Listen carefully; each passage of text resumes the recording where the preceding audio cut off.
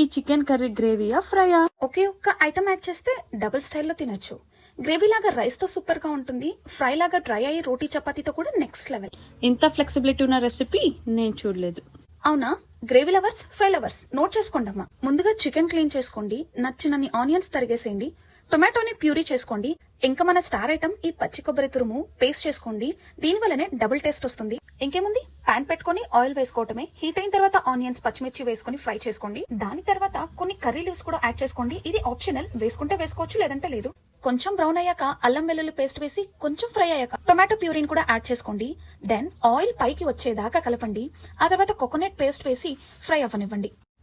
ఇప్పుడు కారం, ధనియాల పొడి, సాల్ట్, పసుపు వేసుకుని బాగా కలుపుకోండి. ఆ తర్వాత ఇంకేముంది, చికెన్ వేసుకుని కలిపేయటమే.